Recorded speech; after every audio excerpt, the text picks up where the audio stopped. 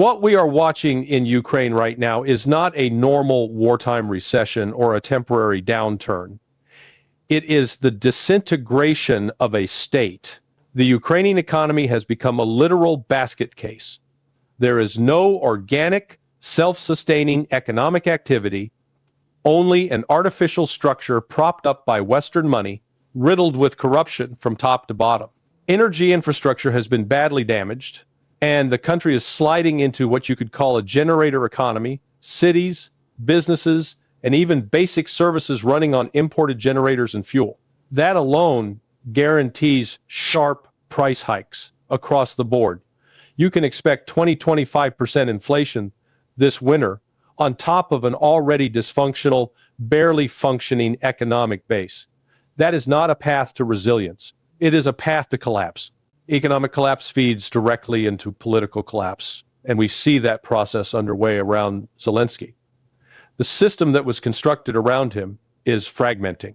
He was always, in practical terms, a figurehead, an actor, put at the center of a set of competing power structures, oligarchic networks, security services, foreign sponsors. One of the principal internal pillars, the Yermak-centered power structure, has now cracked. His departure is not a minor reshuffle. It signals that the inner architecture of the regime is failing. There is nothing coherent ready to replace it. On top of that, Europe is essentially non-functional as a serious strategic actor in this war. The rhetoric is loud, sanctions, support, escalation, but the capacity to act is thin. They talk about escalation, but have nothing meaningful to escalate with. They lack the armies, the industrial base, the political unity, and the public willingness to sustain a long, high-intensity confrontation with Russia. In practice, that leaves one main player trying to manage the endgame, the United States. So, what are we really watching? Is Washington trying to manage a soft landing for Ukraine? Or is this a controlled euthanasia of a failed project? We do not know every internal calculation, but we can observe the pattern. Ukraine is running out of men, out of weapons, out of economic oxygen, and Russia holds the battlefield initiative. Russia's in the catbird seat. From Moscow's perspective, it can simply point to the scoreboard. Every time Washington tries to posture with new sanctions or verbal threats, Russia can respond with facts on the ground. Territorial advances, destroyed Ukrainian units, growing economic ties with non-Western partners. The Ukrainian side is approaching total military exhaustion. And when that line is crossed, the political result is not some artfully balanced agreement. It is, in substance, unconditional surrender, even if it is packaged in more polite language. In that context, Washington is racing the clock. The key question in U.S. strategic circles is no longer how do we defeat Russia, but can we extract some kind of arrangement before Ukraine collapses entirely, something that leaves a political entity called Ukraine, which is not fully absorbed or dominated by Russia. If Moscow decides to keep pushing until it gets everything it wants, that option disappears. To understand why the political collapse around Zelensky matters, we need to look at how corruption has been used. The United States tolerated, and in many ways enabled, Ukrainian corruption for years. Ukrainian politics, the military, intelligence services, and media have been under heavy American influence since long before this phase of the war. Corruption was not a bug, it was part of how influence was exercised. As long as Kyiv delivered on the battlefield, launching offensives on cue, providing manpower for proxy operations, even floating ideas as reckless as invading Russia's Kursk region, Washington held its nose and kept the money flowing. When U.S. lawmakers blocked meaningful auditing of aid, it was not because they were naive. They understood what Ukraine was, a deeply corrupt state from top to bottom. They simply judged that, for a time, the corruption was an acceptable cost of using Ukraine as a proxy against Russia. Now, suddenly, corruption is an issue. That does not happen spontaneously. Structures like the anti-corruption agency, NABU, which appear on paper as Ukrainian institutions, function in practice as levers of external control. Telegram channels inside Ukraine often more accurate on internal power struggles than Western media. have long argued that these bodies sit on compromising material, not just about figures like Yermak, but about Zelensky himself. Recordings, financial trails, evidence of cuts and kickbacks. In such a system, no one is clean. Patronage, contracts, and no-show jobs function like organized crime rackets. You funnel money through inflated contracts, a chunk goes to people who actually work, and a chunk goes to the political network that keeps the show running. When that machine suddenly discovers corruption, it usually means one thing. Someone with superior leverage has decided to push a button. In Ukraine's case, there is only one outside power with that level of leverage, the United States. So when anti-corruption cases begin to take down figures close to Zelensky, it looks less like a moral awakening and more like a pressure tactic. If you are a Ukrainian politician in that system, you know that once Washington decides you are expendable, you will fall like a house of cards. At the same time, we see provocative Ukrainian attacks on commercial shipping linked to Russia's shadow fleet tankers and vessels operating outside the traditional Western insurance and sanction mechanisms. These so-called naval drone strikes are marketed as Ukrainian ingenuity, but in reality they are heavily driven by British intelligence and planning. London has been loudest in objecting to Russia's sanctions evasion and has pushed Baltic partners and other allies to support more aggressive measures. The practical effect of these attacks, however, is limited and largely counterproductive. The ships hit are often not even Russian flagged, they may be Panamanian flagged, Turkish owned, or registered to other countries. By striking an offshore platform pumping Kazakh oil, Ukraine harmed Kazakhstan, a country that had been relatively sympathetic. Turkey, whose economic zone was violated, has voiced displeasure. Other regional players who were willing to tolerate or quietly support Kyiv now see that their own economic interests are being casually jeopardized. This kind of behavior, driven by British desperation more than Ukrainian strategy, erodes what remains of Ukraine's diplomatic support. The hard reality is that Ukraine's main attraction to many of its supposed friends has not been its democracy or its values, but the money and leverage it generated. Contracts, aid flows, political positioning within NATO and the EU. As those benefits shrink and the costs rise, Ukraine will be abandoned.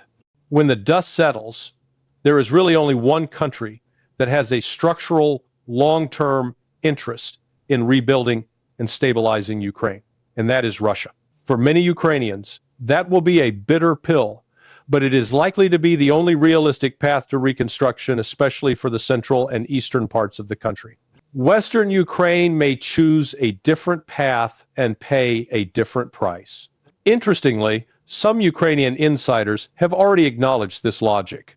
A former advisor to Zelensky, Oleksiy Arestovich, has argued that the only countries truly willing to fight and die for Ukrainians are Russians and Belarusians, precisely the ones now at war with them. His hypothetical solution, if he were president, would be to go to Moscow on day one and pledge that Ukraine would never again serve as a forward base against Russia. Whether or not you agree with him, it illustrates a recognition from within the Ukrainian elite. The attempt to weaponize Ukraine permanently as a front line for the West against Russia has produced a catastrophe, not security. This leads to the question of any future peace deal. There's a growing desire in the West to stop the bleeding because, bluntly, the war is being lost. Yet there is also a marked reluctance to accept a permanent end state that closes off Ukraine as a tool of pressure against Russia. Too many military and political planners in the West still think in terms of Minsk III, a formal truce that allows time to rearm and reset, with the intention of trying again later. Some Western officers openly say that any peace which does not eventually lead to the collapse of the Russian Empire is pointless. They see a ceasefire as a breathing space, not a resolution. But this logic assumes that Russia will cooperate in its own encirclement. It assumes the Russian leadership is too stupid or naive to see what is happening. That is a profound misreading. Russian diplomacy has proven repeatedly that it understands long-term strategic dynamics, sometimes better than its opponents. From the outset, Putin has stated that the war will not end until the root causes of the conflict are addressed in a permanent way. That means security arrangements, NATO expansion, the military status of Ukraine, and the broader European security architecture, not just lines on a map. Moscow is not going to accept a cosmetic peace that leaves Ukraine as a dormant weapon to be reactivated in 10 years. There is, at present, no real external pressure that can force Russia to accept such a deal. The sanctions regime has not produced the expected economic collapse. Non-Western powers, China, India, and others, have expanded their trade with Russia rather than cutting it off. BRICS has not dissolved, it is evolving. Russia's key industries are structured in such a way that the state can move rapidly toward a wartime mobilization economy if necessary, because it already holds controlling stakes in major firms. That is not painless. People would have to tighten belts, savings could be impacted, but it makes Russia much more resilient than Western planners imagined. Unlike Europe, which tied itself to financialized, consumer-driven models vulnerable to energy shocks, Russia retains the ability to pivot quickly to a state-led war economy. You cannot sanction away that kind of structural resilience.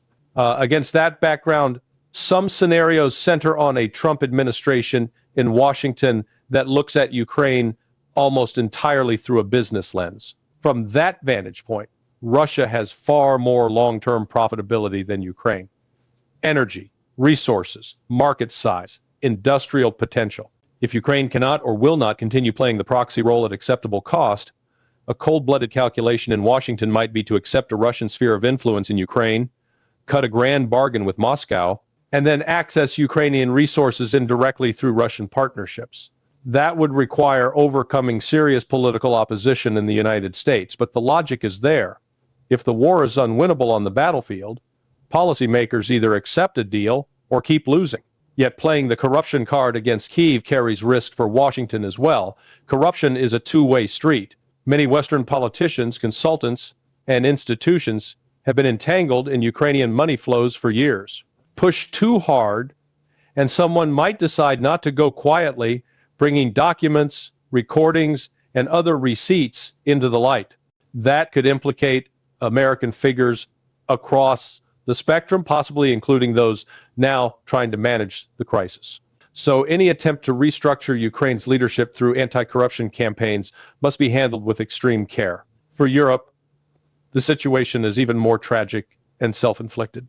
Had European leaders in 2014 accepted a unity government in Kyiv instead of backing a hard break with Moscow, much of this might have been avoided. Had the Minsk agreements actually been implemented in good faith, allowing Donbass a special status within Ukraine, Kyiv might have remained intact. Instead, Western leaders later boasted that Minsk was a stalling tactic to buy time to arm Ukraine. Now, after years of refusing serious diplomacy, Europe finds itself in a position where any deal only gets worse over time. They refuse to talk to Moscow, but demand a seat at the eventual negotiating table. It is not a serious posture. If European elites truly wanted to salvage something, they would revisit the draft Russian treaty proposals of December 2021, which laid out ideas for a new European security framework. NATO rolling back some of its forward deployed infrastructure to 1997 era lines, removing certain missile sites and large bases from Eastern Europe, while still allowing countries like Poland and the Baltic states to remain in NATO under Article 5. The concept was not to eject these states from NATO, but to prevent NATO from using them as springboards for offensive power projection against Russia. A scaled-down, geographically constrained NATO presence in the East could, in theory, coexist with an empowered Russia, providing a path to mutual security and huge cost savings for Europe. That would require a fundamental shift in mindset. For 3 decades, Europe pursued a hegemonic vision, a continent without Russia politically, even as it relied on Russian energy economically. NATO's informal credo was to keep the Americans in, the Russians out, and the Germans down. The Ukraine war has blown up that model. It is no longer possible to pretend Russia can be excluded from European security decisions. If you deny Russia an institutional seat at the table, it will assert itself through other means. Europe can either adapt to a multipolar security competition recognizing that both NATO and Russia have spheres of interest that sometimes overlap, or it can continue chasing the fantasy of permanent Western dominance at the cost of further instability and ultimately its own influence. Militarily, the breaking of Ukraine's defensive lines from Guliapol to the major strongpoints in the south fundamentally changes the war. Once those lines are gone, Russia has options it did not have before. Odessa, for example, becomes militarily reachable if Russian forces collapse the Zaporozhye front, cross the Dnieper in strength, and pivot south. They can threaten Mykolaiv and then Odessa with little to stop them. There is not much left in terms of prepared defenses or manpower to hold such a line. But war, as Clausewitz reminded us, is an extension of politics by other means. The question is not only what Russia can do militarily, but what it should do to secure its long-term interests. One path would be maximal military advance, take Odessa, perhaps push further, seize more territory. The problem is recognition.